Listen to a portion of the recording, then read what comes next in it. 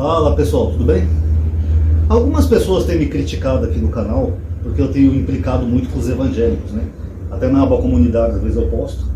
Que nem, por exemplo, aquele grupo que foi preso lá em Brasília, né? Fazendo aquela ruaça, eram todos evangélicos.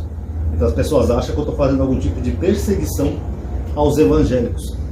E eu acho até engraçado, né, pessoal? Porque essa expansão gospel no Brasil, lembrando que evangélicos têm várias denominações diferentes, tá?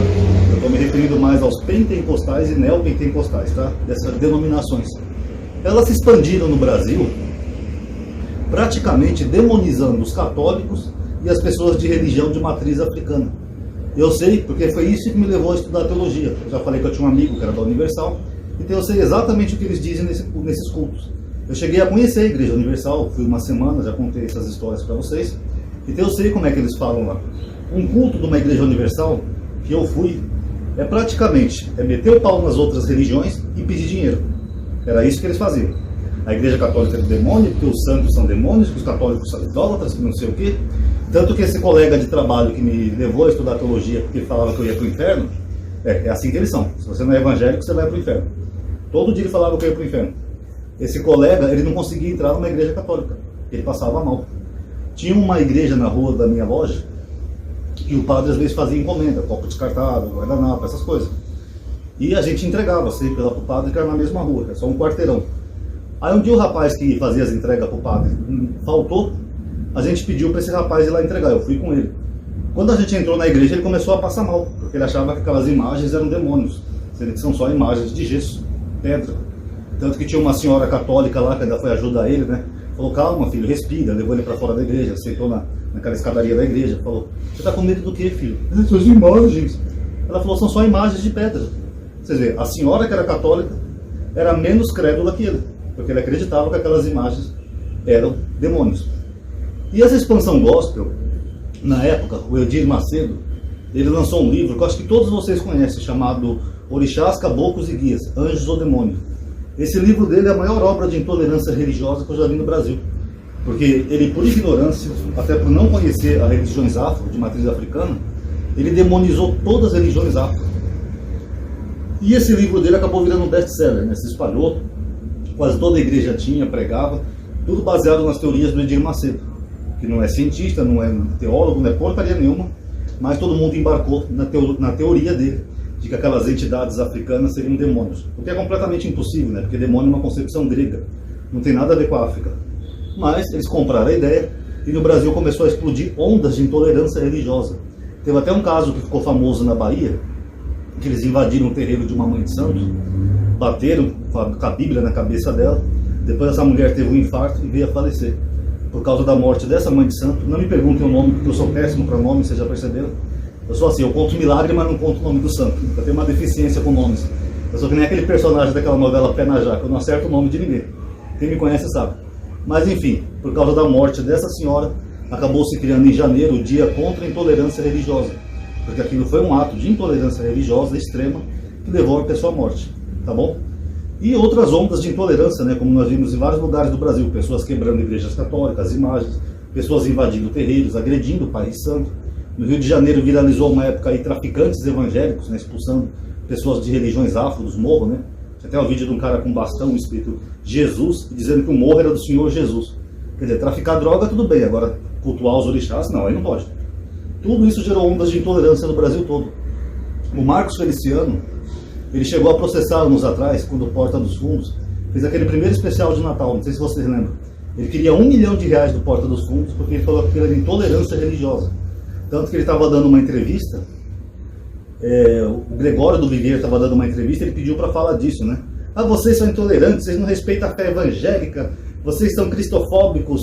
Aí o Gregório do Vivier falou para ele, peraí, semana passada você falou que o Papa era satanista e que os católicos adoravam o diabo. Você vê, o mesmo cara que uma semana antes do especial tinha descido a lenha nos católicos, depois vai se vitimizar por intolerância religiosa.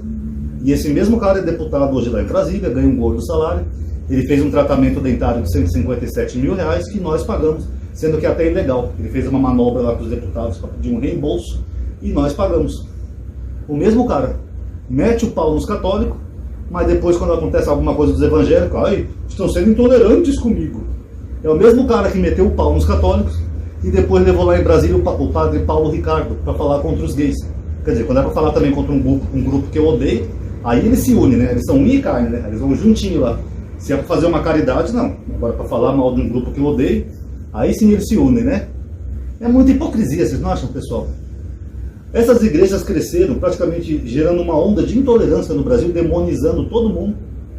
E agora, se você tem um canal que critica as igrejas evangélicas, você não respeita os evangélicos. Não respeito?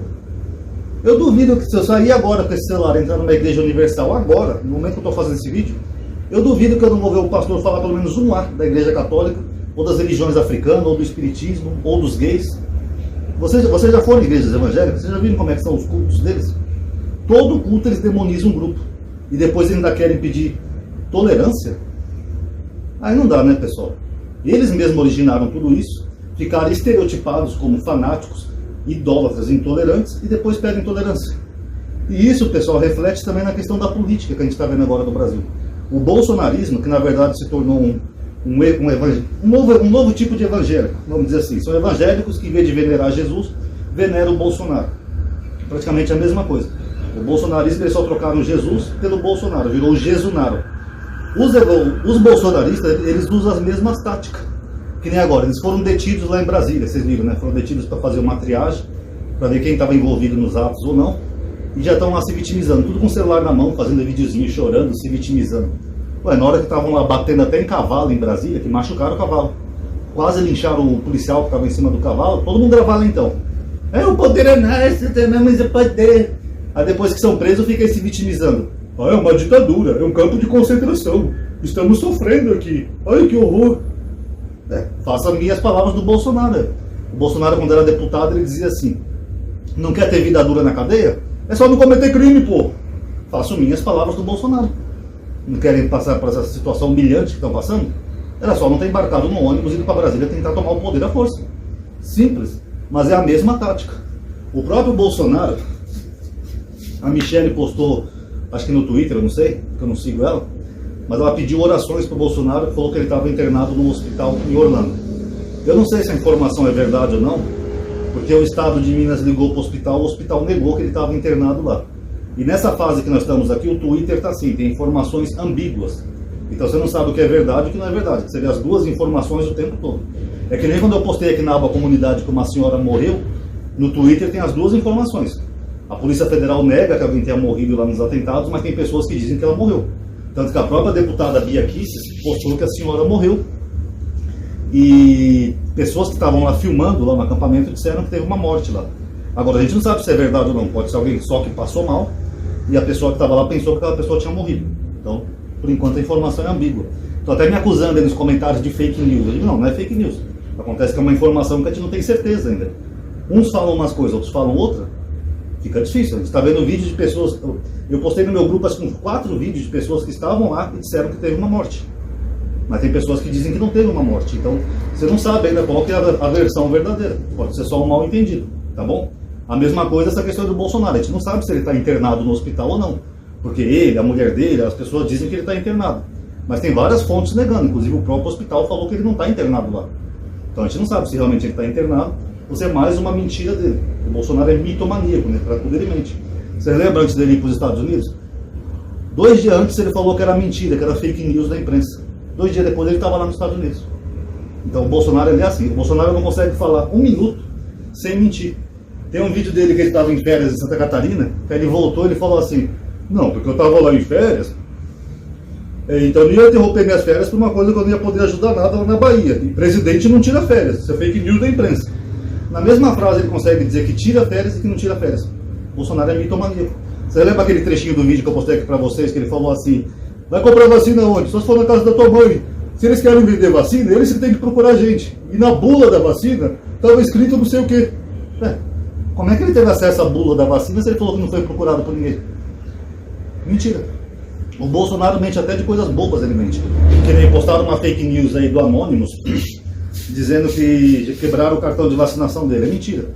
Aí, para desmascarar a mentira, os assessores dele disseram que ele tomou vacina e provavelmente foi a Janssen. Que nem eu falei naquele vídeo, que ele é genocida e eugenista. Então ele tomou sim vacina e ele sabe sim que vacina funciona. Mas mesmo assim ele se negou a comprar e deu um grande foda-se para os outros. Ó, eu vou tomar vacina e vocês que morram. Quem morrer, morreu. Pronto. É por esse cara que as pessoas estão malucas aí, idolatrando. Um cara que se negou a comprar vacina para o próprio povo lá em 2020, podia ter evitado fique em casa e 400 mil mortes, mas ele simplesmente não quis tomar, sendo que ele tomou. Vocês estão vendo? Mas o que eu estava falando, só para não fugir muito do assunto, é que a Michelle postou isso daí do Bolsonaro no hospital, relembrando da facada que ele tomou do Adélio. E tem a mesma coisa, sabe? Quando tem uma situação grave, o Bolsonaro ele quer apelar para a empatia das pessoas. Sempre que dava alguma merda no governo, ele ou os filhos dele colocava aquela foto dele com o bucho para fora, operado no hospital, para as pessoas terem empatia. Só que é o mesmo cara que não tem empatia por ninguém. Toda vez que ele era perguntado das mortes, ele falava, ô, cara, eu não sou coveiro. E daí? Quer que eu faça o quê? Quando alguém quer dizer, foda-se. O Bolsonaro, quando era deputado, ele tinha lá em Brasília, no escritório dele, um cartaz escrito assim, quem procura osso é cachorro, se referindo aos mortos da ditadura, as pessoas que foram mortas. Quem procura osso é cachorro. Todas as tragédias que nós tivemos no Brasil durante o governo dele, que claro, geralmente tem, como por exemplo lá na Bahia, aqui em Franco da Rocha teve deslizamento de terra, etc. O Bolsonaro, além de estar tirando férias e andando de motinho em todos esses momentos, ele é o único presidente do mundo que não teve a coragem de chegar no Twitter e postar um lamento por essas pessoas. Olha, eu lamento pelas pessoas que perderam entes queridos, que perderam parentes, que morreram. Nunca deu nenhum foda-se. Mas aí quando é com ele quer que tenha empatia. Ele vai lá correndo, posta uma fotinha dele no hospital. Tem empatia por mim, eu levei uma facada por vocês. Aí não dá, né, pessoal? É o mesmo que essas igrejas. Metem o pau nas outras religiões, oprimem outras pessoas e outros grupos, como por exemplo os homossexuais, dizendo que eles são pessoas horríveis, abomináveis para Deus e que vão para o inferno. Mas aí se você fala um A da igreja evangélica, você não tem empatia nem respeito pela igreja evangélica, Ronaldo, você é mau. Como é que você vai ter empatia por pessoas que não têm empatia por ninguém? Como é que você vai ter respeito por denominações que historicamente não respeitam ninguém? Ficam 24 horas no culto demonizando outros grupos, gerando intolerância religiosa, gerando violência, gerando agressividade. E eu sei porque eu entrei na teologia por causa disso. Porque eu tinha um colega de trabalho que era da Igreja Universal, e ele dizia todo santo dia que eu e meus colegas de trabalho íamos para o inferno. Mas como é que você vai ter tolerância com uma pessoa assim? Tem como? É a mesma coisa os bolsonaristas. Como é que você vai ter empatia por um cara que quando alguém da sua família morre, ele dá um foda-se? E é por esse cara que as pessoas estão brigando e querendo que ele chegue ao poder. É esse cara que as pessoas querem que dê um golpe de Estado. Imagina se ele conseguisse um golpe de Estado. Eu até queria ver. Porque ele ia cuidar da economia, ia destruir o meio ambiente, ia destruir as relações internacionais, o Brasil ia virar uma Venezuela gigante, e tudo que perguntassem para ele, ele ia dar um foda-se, como ele sempre fez. Quando estava subindo os preços dos alimentos aqui no Brasil, ele falou, vou comprar arroz na Venezuela. Essa era a solução do Bolsonaro. Quando o gás estava subindo, pega um carro e vai direto na distribuidora comprar gás. Esse é o Bolsonaro. Quando o desemprego estava aumentando, ele falou assim, quem emprego vai procurar, não é função do governo federal gerar emprego. Esse é o cara que eles querem dar o poder absoluto. Querem que ele dê um golpe de Estado junto com os generais bobalhões e que ele assuma o poder em Brasília com poder absoluto, sem STF, sem Congresso, sem Senado, ele com poder absoluto no Brasil. E essa é uma maravilha, né, pessoal? Imagina se tem uma outra tragédia no Brasil, como nós já tivemos várias, né? Boate Kiss, o avião da Chapecoense, Brumadinho, etc. Imagina se tem uma tragédia com esse cara com poder absoluto no Brasil. Quer dizer, foda-se, quem procura osso é cachorro. Bolsonaro morreu 1 milhão de pessoas ali em tal cidade. E daí? Eu não sou governo, foda-se. Enterra, pô. O que eu posso fazer? Esse é o cara que quer dar o poder. É um cara que não tem empatia por ninguém, mas depois qualquer coisinha ele vai lá e puxa a carta da facada para que as pessoas tenham empatia por ele. É o mesmo que esses movimentos religiosos. Por isso que eu falei, eles são idênticos. O bolsonarismo nada mais é do que o movimento evangélico que trocou Jesus por Bolsonaro, porque é a mesma coisa. Os evangélicos querem respeito, querem não sei o quê, querem tolerância, mas ficam 24 horas demonizando outras religiões e outros grupos. E aí eu pergunto, para encerrar esse vídeo, como é que você tem respeito por quem não tem respeito? Como você tem tolerância por quem não tem tolerância? Como tem empatia por quem não tem empatia? Tirem suas conclusões. Paz a todos.